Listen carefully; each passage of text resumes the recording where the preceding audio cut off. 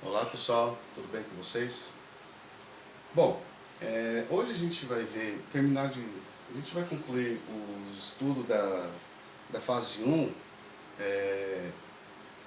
que a gente viu na última aula, né, que era a obtenção dos intervalos que continham as raízes lá das nossas, né, de zeros de funções ou equações não lineares. Bom, então a gente tinha visto um método na última aula que era um método um tanto trabalhoso, né, onde a gente construía uma tabela, atribuía os valores para x, e aí a gente analisava os sinais de f de x. E aí quando mudava de sinal, quando era de menos para mais ou de mais para menos, naquele intervalo a gente tinha a gente podia afirmar que pelo menos um zero da função estava contido lá. Bom, só que esse é um método um tanto trabalhoso e intuitivo, porque a gente vai ter que ter uma intuição de onde vai estar mais ou menos os zeros da função, onde estarão os zeros da função. Porque senão a gente pode pegar uma função que é contínua em todo a reta, e aí a gente não sabe por onde a gente tem que começar, e a gente tem que fazer uso de conceitos do cálculo, como limites e derivadas. Bom, e aí um dos pontos que a gente vai fazer aqui é exatamente isso. Na verdade, a gente vai precisar obter algumas técnicas para melhorar, para obtenção e melhoramento desses intervalos, certo? Então, para obtenção, a gente está vendo na fase 1, né, que a gente viu na aula passada, fase 1 e fase 2. Então, a fase 1 era a determinação dos intervalos que contém as raízes, né, da equação ou os zeros da função. E a fase 2 era a fase de refinamento, né, que era exatamente a gente refinar, ou seja, diminuir cada vez mais esse intervalo de modo que a gente consiga obter com precisão a nossa raiz, ou o zero da função. Toda vez, é uma observação só, toda vez que eu falar raiz ou zero da função, estou dizendo a mesma coisa, certo? A gente fala zero da função, porque através da função a gente consegue obter a equação f de x igual a zero. E aí a gente tem uma equação não linear, né, e aí a gente tem a raiz da equação. Ok. Bom, então o método da tabela que a gente viu na última aula não é muito conveniente, né? Muitas vezes é conveniente, em alguns casos, alguns exemplos. Mas, por outro lado, né, computacionalmente não é muito viável. Bom, e aí a gente tem aqui, né, na nossa conclusão agora, dessa primeira fase, dois métodos aqui para a gente obter esses intervalos, né, ainda da fase 1. O primeiro deles é fazer o esboço do gráfico. E para fazer o esboço do gráfico, a gente precisa de vários elementos, né, e aí a gente tem que fazer uso lá do cálculo 1, né, de derivadas, limites, etc. Por quê? Porque a gente precisa obter as informações de onde a função vai ter, qual a concavidade da função em determinado intervalo, onde estão os vértices, os pontos de máximo, os pontos de mínimo, os pontos de inflexão, certo? E aí a gente consegue fazer um esboço desse gráfico. Bom, é uma técnica com certeza mais viável em alguns casos, na maioria dos casos, do que o método que a gente viu na última aula, que era a construção das tabelas. Bom, mas para funções simples, a gente consegue obter essas informações e fazer o esboço do gráfico. Um esboço ali para a gente ter uma noção de onde estarão os intervalos que contêm as raízes. Bom, e o segundo método é o seguinte. Ele pode parecer um pouco mais extenso, mas ele fica um tanto mais fácil, tanto mais simples para determinados tipos de função também, como a gente vai ver. Bom, então aqui o segundo método é o seguinte. Então a partir da equação f de x igual a zero, certo? A gente vai obter uma equação equivalente dessa forma, g de x igual a h de x. Essas funções g de x e h de x a gente vai determinar da equação f de x igual a zero. Ok? Isso a gente vai ver no exemplo como que vai funcionar. Bom, em seguida a gente vai esboçar o gráfico dessas duas funções equivalentes, né, dessas duas funções que compõem essa equação equivalente, no mesmo plano cartesiano. Bom, e aí o que vai acontecer? A interseção entre as curvas que representam, a interseção entre os gráficos que representam G e H, eles vão fornecer exatamente, lá na abscissa, no eixo X, exatamente os pontos, né, do nosso zero da função, ou do raiz da equação. Ok? Bom, e aí a gente vai ver como que vai funcionar esses dois métodos aqui com dois exemplos. E aí a gente encerra essa parte e vamos para o refinamento.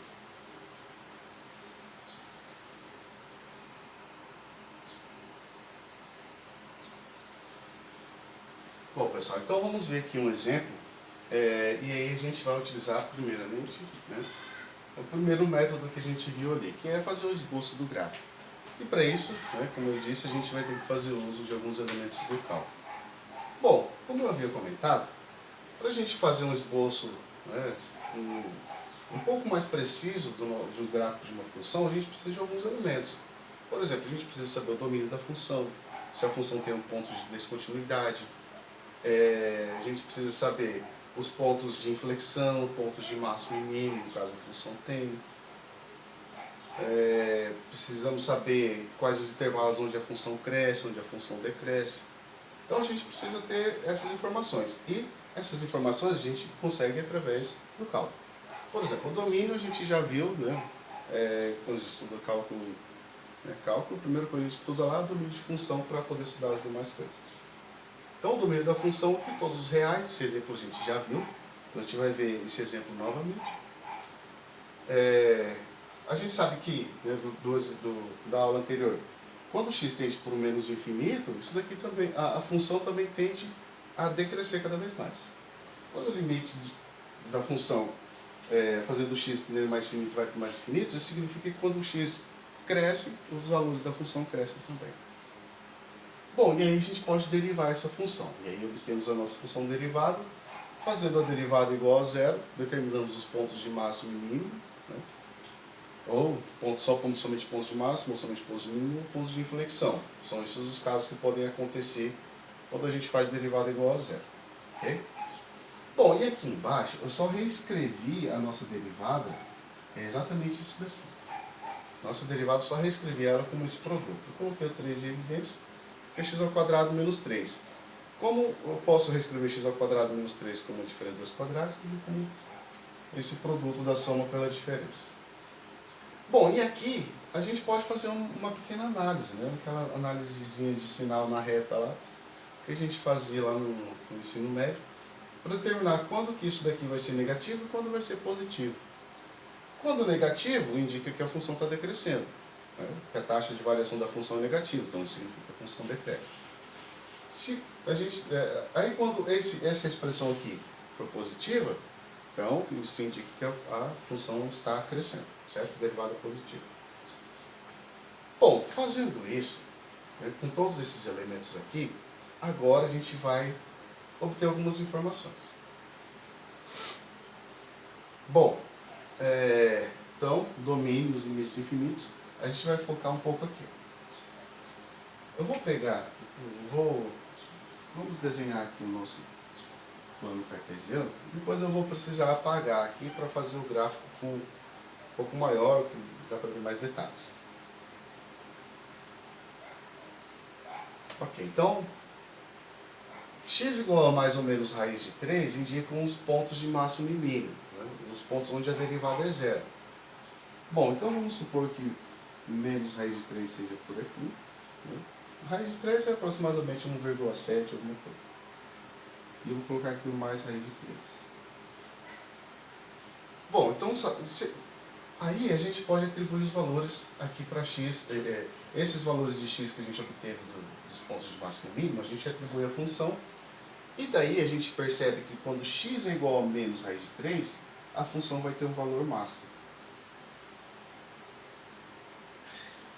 Certo? Que valor é esse? É só a gente substituir aqui na nossa função.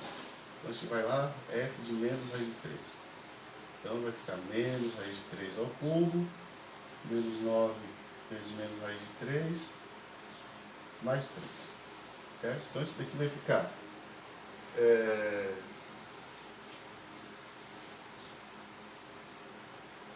menos 3 raiz de 3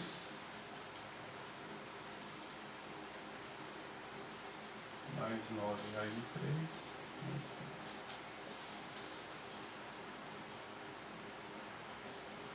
3. 6 raiz de 3 mais 3, certo? Então seria esse valor aqui, o nosso valor de y. Eu vou colocar aqui o f de menos raiz de 3.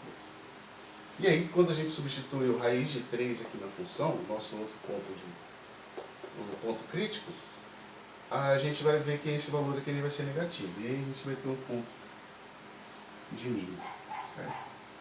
Vai ser o valor lá embaixo, o f raiz de 3. Ok?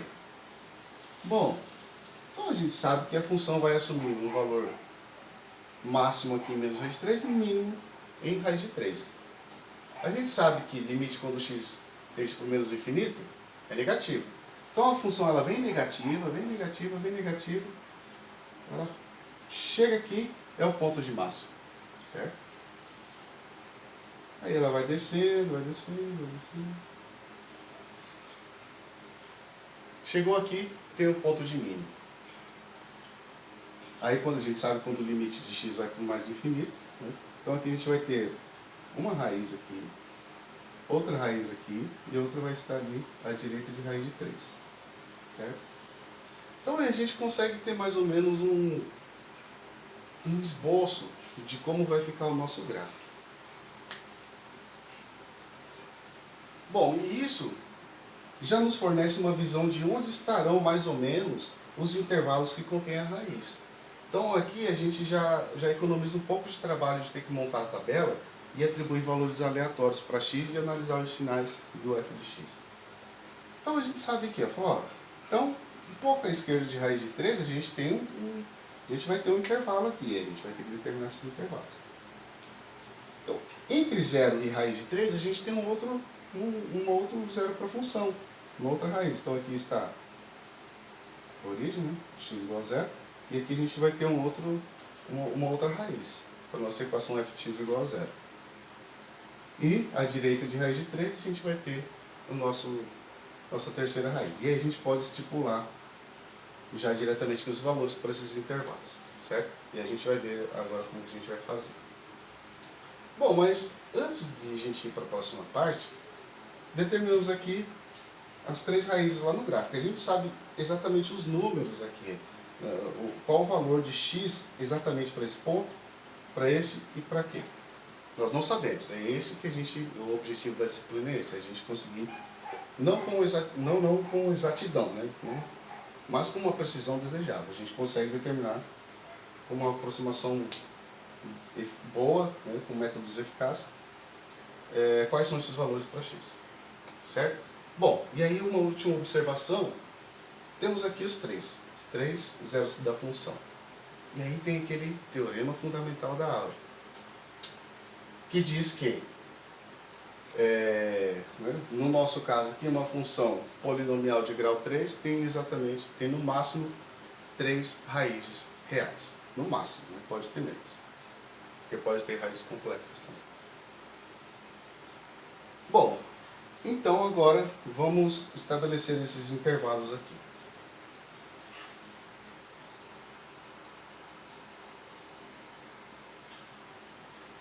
Bom, pessoal, então vamos novamente, a gente vai ter que fazer uso da nossa tabela, porque aqui a gente vai precisar analisar os sinais da função, certo? Em alguns pontos que a gente vai atribuir. Bom, então a gente fez todo aquele trabalho para fazer um esboço do gráfico, para a gente ter mais ou menos uma visão de onde estarão os pontos, né? Os pontos que a gente quer determinar, os intervalos que contêm os pontos que a gente quer determinar. Bom, então aqui sabemos, ó, à esquerda de raiz de 3, então para valores menores do que menos 1,7 alguma coisa aproximadamente, os valores aqui vão ser negativos, certo? Então, por exemplo, vou pegar aqui, vamos fazer um teste com um valor, vou pegar aqui menos 4. Vou pegar um valor um pouco distante aqui até do menos raiz de 3. Quando a gente atribui menos 4 na f de x, o valor que a gente vai obter é negativo, né? Então vai ficar menos 4 aqui, vai ficar 4 vezes 4 vezes 6, 64. Vai ficar menos 64 mais 36, certo? E mais 3. Então, menos 64 mais 39 vai ser um número negativo, com certeza. Vamos atribuir aqui um valor menos 3, que ainda é o valor que está à esquerda aqui de raiz de 3. Bom, se a gente atribuir menos 3 aqui na nossa f, este valor, obviamente, vai ser positivo. Porque aqui vai ficar ó, menos 27 mais 27. Cancela, sobra mais 3. Vamos atribuir agora esse valor aqui. Quando a gente atribui menos raiz de 3 aqui, obviamente a gente já fez esse cálculo, esse valor vai ser positivo. Então, ó, o que aconteceu? Aqui a gente já vai obter um intervalo. Então, o intervalo entre menos 4 e menos 3, vamos supor aqui, menos 4 e o menos 3. Ele já vai conter uma raiz. Então, em menos raiz de 3, a gente vai ter positivo. Em x igual a 0, continua positivo. Então, para economizar, eu não vou colocar o raiz de 3, porque a gente sabe que ele é um valor positivo. Dá para ver aqui no gráfico que o f de menos raiz de 3 é positivo. Eu vou colocar aqui o 0. Quando x é igual a 0, o f está aqui, a f está aqui. O gráfico da f. Então ela está na parte positiva de y. Então, obviamente, o f de 0 é positivo. Vamos tomar o f de 1. O f de 1 ele é um valor que está à esquerda de raiz de 3. Mas a gente não sabe se ele está à esquerda da raiz ou à direita. Então, eu vou atribuir x igual a 1. Quando a gente atribui x igual a 1 aqui na nossa f, vai ficar 1 menos 9 mais 3. Né? Vai dar menos 5. Então, é negativo. Então, aqui ó, a gente já obtém outro intervalo. Certo? Vamos atribuir aí, ó, olhando graficamente aqui, a gente sabe que qualquer valor agora que eu atribuir maior do que 1 aqui, maior do que 1 e menor do que esse ponto que a gente não sabe ainda, vai ser negativo. Em particular, a raiz de 3, se a gente atribuir a nossa f, ele é negativo, a gente vê aqui pelo gráfico. É só a gente atribuir x igual a raiz de 3, a gente obtém o valor negativo. Bom, eu vou tomar um valor um pouquinho à direita aqui do raiz de 3, mas não muito, né? Raiz de 3 é aproximadamente 1,7, então eu vou colocar aqui 3. A gente atribuir a x igual a 3, isso daqui vai ficar 27, menos 27, mais 3, certo? Ok, e aqui a gente já tem um outro intervalo. Podemos refinar? Podemos refinar esse intervalo aí, ok? Mas isso daí é um trabalho que a gente vai fazer na fase 2. Bom, determinamos os 3 intervalos. Se o x é 5, por exemplo, substituímos aqui, 5 elevado a 3 vai dar 125. 125 menos 45 mais 3, com certeza vai ser positivo. Se o x for igual a 10, esse valor aqui vai ser positivo. Se x for igual a 15, esse valor vai ser positivo. Certo? Bom, a gente já determinou os 3 intervalos que a gente queria. Então, os 3 intervalos aqui, que contêm as raízes, são.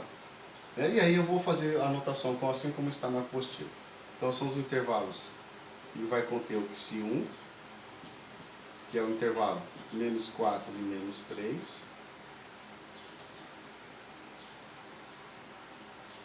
O outro intervalo que vai conter o psi2, que vai ser o intervalo entre 0 e 1. E outro intervalo que vai conter o psi3. Vamos tentar melhorar aqui esse último intervalo aqui. Vamos tentar deixar, porque aqui está padrão, a distância entre um outro aqui é de uma unidade. Apenas no último intervalo a gente tem um intervalo de 2 unidades de comprimento. Bom, se o x for 2, isso daqui vai ficar 8 menos 18 mais 3. Ele vai continuar sendo negativo.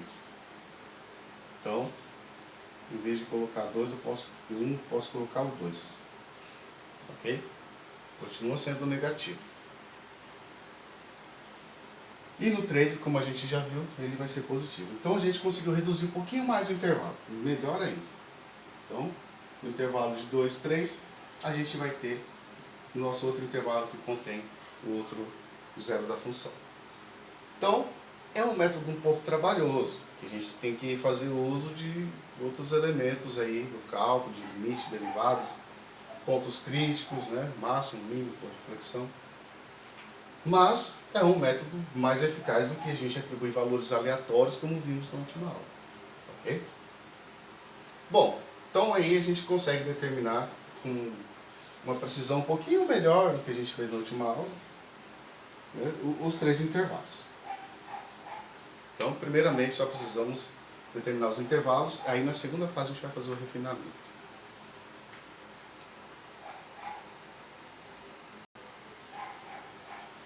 Bom, pessoal, aqui eu coloquei exemplo 2, mas não é que mudou a função. O que a gente vai fazer aqui agora é usar o segundo método que a gente viu, que era a partir da equação f de x igual a zero, a gente vai obter uma equação equivalente g de x igual a h de x, né? E aí eu comentei que essas funções g e h a gente vai extrair aqui dessa equação.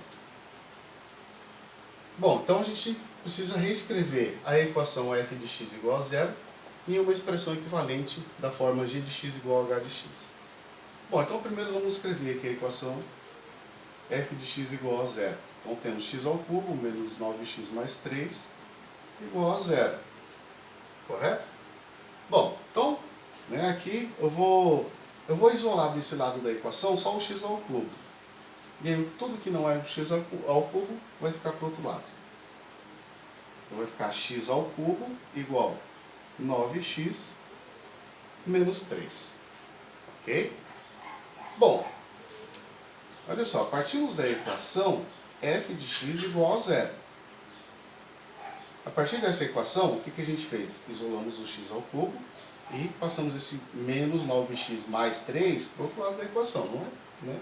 Não tem que passar, o que a gente fez? A gente somou dos dois lados 9x menos 3. Então eu passo menos 9x para o outro lado, fica 9x, e passo mais 3 para o outro lado, fica menos 3. E temos essa equação. Bom, aqui temos duas expressões. O x ao cubo, que está sozinho, a gente vai chamar ele de g de x. E o 9x menos 3, que a gente vai chamar de h de x. Ok?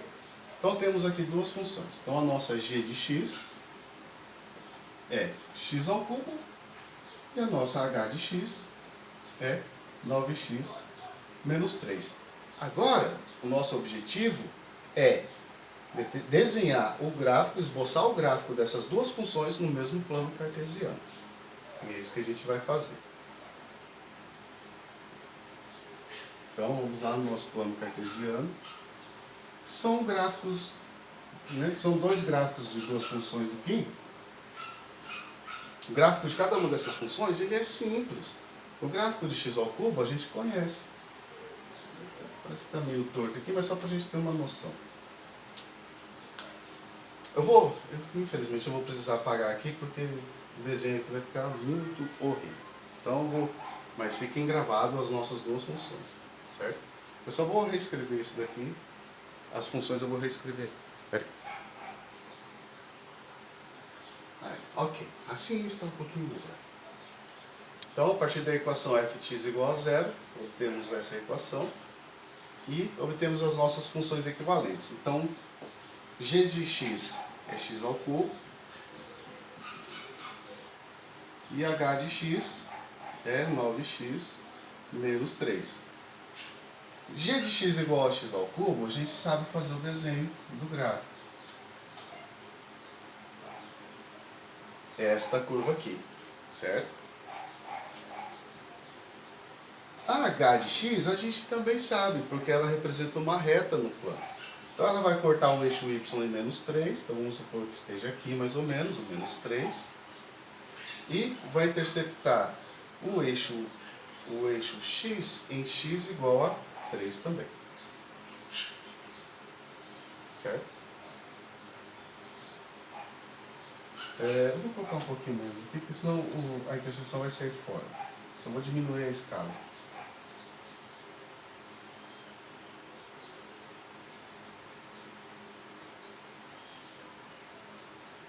Então vamos supor que aqui esteja o menos 3 e o 3.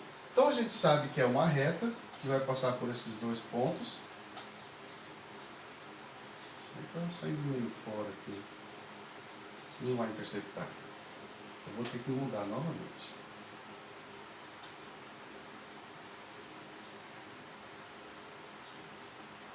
Então, vamos por aqui. Certo? Não ficou bem uma reta, mas é o que eu quero tentar representar aí para vocês. Bom, então a nossa reta 9x menos 3 e a nossa curva x ao cubo se interceptam em dois pontos. Certo? Que a gente vai chamar aqui de QC1 e QC2. Na verdade, em três pontos. Ó. Eu estava esquecendo lá embaixo. A gente não pode esquecer disso. Então vamos ter aqui o QC1. São três pontos de interseção.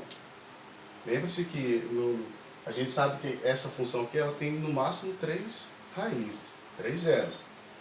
E aqui a gente tem os três pontos de interseção, que vai fornecer o nosso QC1, o QC2 e o QC3.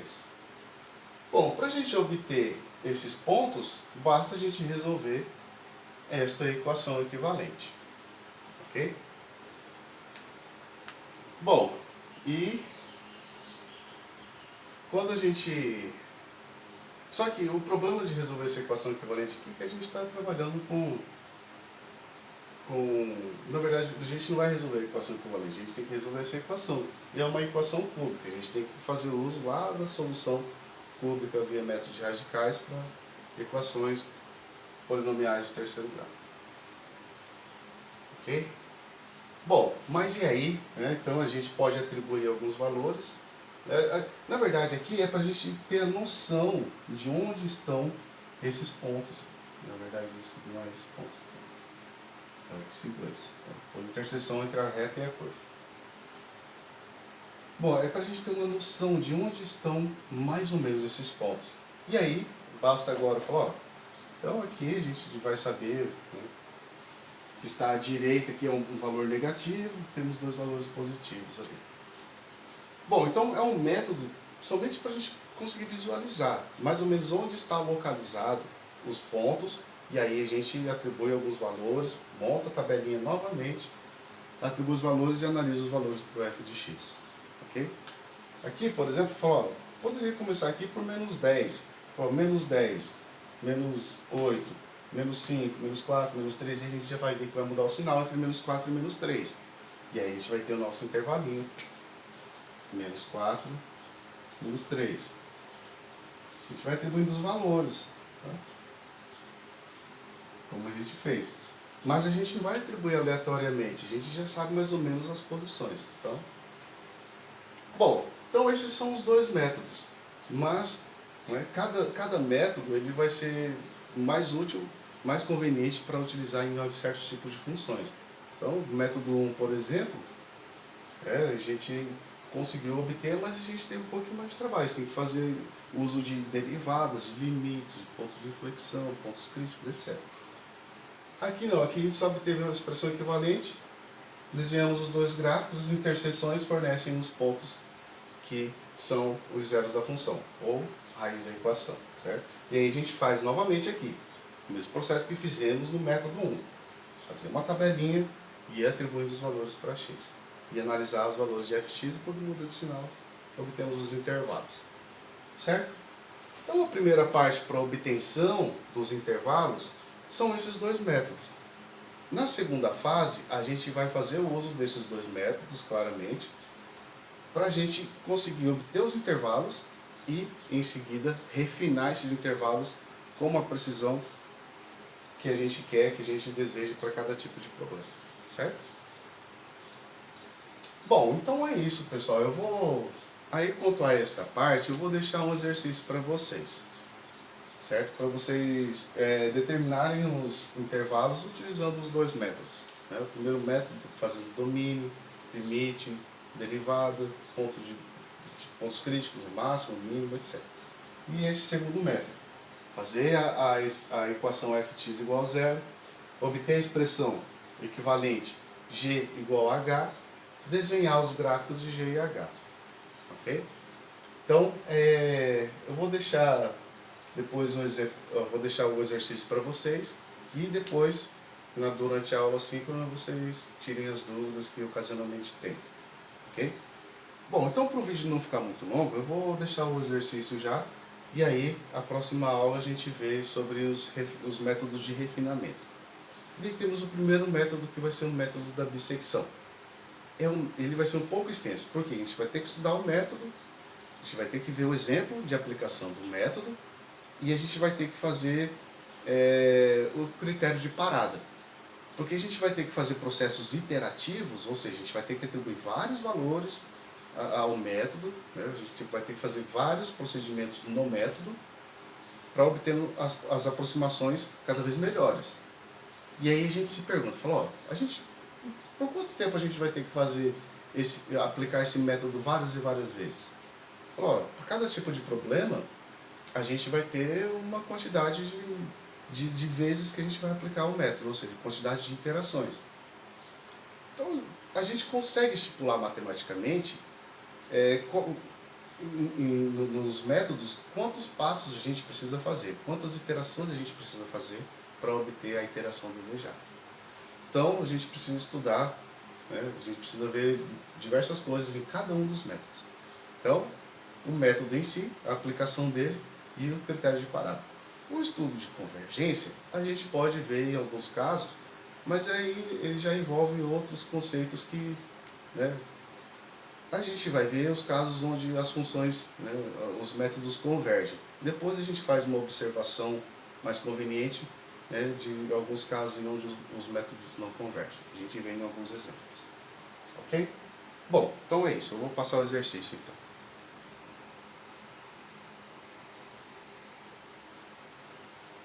Bom, pessoal, então aqui o exercício é utilizar os métodos 1 e 2. E quais são os métodos 1 e 2? Primeiro, desenhar o gráfico da função em si. O segundo método era, a partir da equação x igual a 0, obter a expressão equivalente, tal. Então, os dois métodos que a gente tinha acabado de ver. Então, utilizar esses dois métodos para obter os intervalos que contêm as raízes para a função, né? Os zeros para a equação. Coloquei raiz, mas ficou subentendido, tá? Algumas pessoas podem não gostar, falando, não, isso daqui não é uma... A gente vai obter raiz de função, a função não tem raiz. Mas é só uma força de expressão.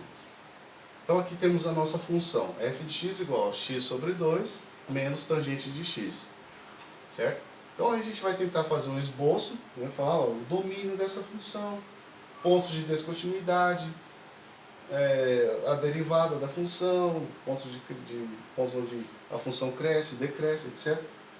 E o outro método, né, obter aqui, fazer isso daqui igual a 0, obter a expressão equivalente, g igual a h, e desenhar os gráficos G e H nas interseções, certo? E aí monta a tabelinha, atribui os valores para x e vê onde muda de sinal para obter os intervalos, ok? Então é esse exemplo, pessoal. E aí, espero que vocês consigam ver o vídeo até antes da aula. O vídeo ficou com 30 minutos, acho que dá tempo de ver. E aí, durante a aula a gente discute, mas espero que vocês tentem fazer esse exercício aqui. Pelo menos tentem, dê uma olhada, né, assista o vídeo para ver sobre o que a gente está falando, porque eu pensei que ia ficar curto o vídeo, mas não tem como. Aí eu falo demais também. Mas enfim. Então, vou deixar esse exercício para vocês. Aí durante a aula, qualquer dúvida vocês podem perguntar ou mandem no grupo, né, as dúvidas que ocasionalmente vocês têm. Ok? Então é isso, pessoal. Eu agradeço pela atenção de vocês e até a próxima.